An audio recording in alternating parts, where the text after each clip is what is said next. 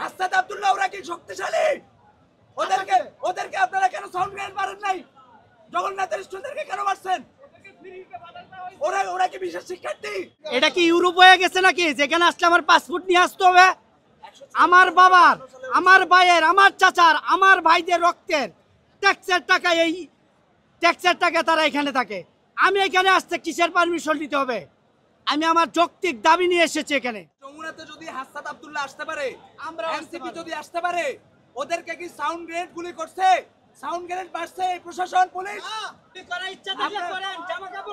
আপনারা 144 দ্বারা জারির আইনের প্রটোকল দেখাচ্ছেন আমাদেরকে আচরণ ভদ্রতা শেখাচ্ছেন। তাহলে হাসনাত আব্দুল্লাহ এনসিপির এত বড় বড় নেতা ওনারা হয়ে গেছে, ওনারা আসলে আপনাদের গুলি হয় না, আপনাদের সাউন্ড গ্রেনেড হয় না। যখন জবি শিক্ষার্থীরা আসে তখন আপনারা লাঠি চার্জ করেন, আপনারা সাউন্ড গ্রেনেড মারেন, টিয়ার গ্যাস মারেন, গুলি চালান। জুলাই বিপ্লব কি রাতারাতি হয়ে গেছে? জুলাই বিপ্লব কি শুধুমাত্র ঢাকা বিশ্ববিদ্যালয়ের শিক্ষার্থী হাসনাত আব্দুল্লাহরা করছে? জগন্নাথ বিশ্ববিদ্যালয়ের শিক্ষার্থী মারা যায় নাই? তাহলে আপনারা যারা পুলিশ প্রশাসন, ভাই আপনাদেরকে প্রশ্ন করি, আপনাদের এই দাবেদারি, দালালি, সিন্ডিকেট এই জায়গা থেকে বের হয়ে আসেন। তারাও শিক্ষার্থী, আমরাও শিক্ষার্থী, কেউ অসাধারণ বা বিশেষ শিক্ষার্থী না।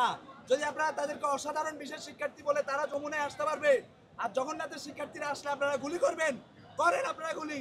কয়টা গুলি করতে পারেন করেন। হাসিনা জুলাই বিপ্লবে গুলি করে 1500 ছাত্রকে হত্যা করছে, টিকতে পারে নাই ভাই। আপনি ডক্টর ইউনূস, আপনি আমাদের ম্যান্ডেটে আজকে প্রধান উপদেষ্টা।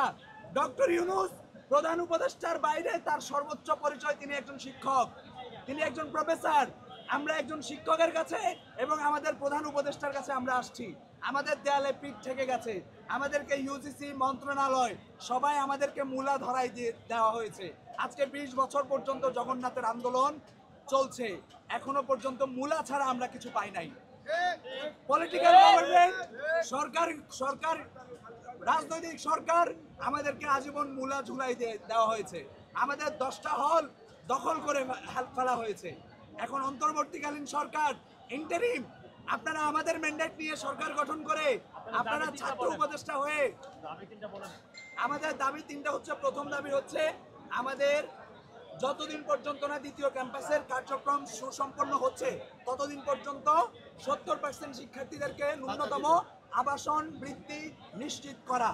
দ্বিতীয়ত হচ্ছে আমাদের দ্বিতীয় ক্যাম্পাসের কাজ দ্রুত সময়ের মধ্যে, সেনাবাহিনীর কাছে ইতিমধ্যেই কাজ বলা হচ্ছে, হস্তান্তর করা হয়েছে, দ্রুত সময়ের মধ্যে আমাদের দ্বিতীয় ক্যাম্পাসের কাজ সুসম্পন্ন করা।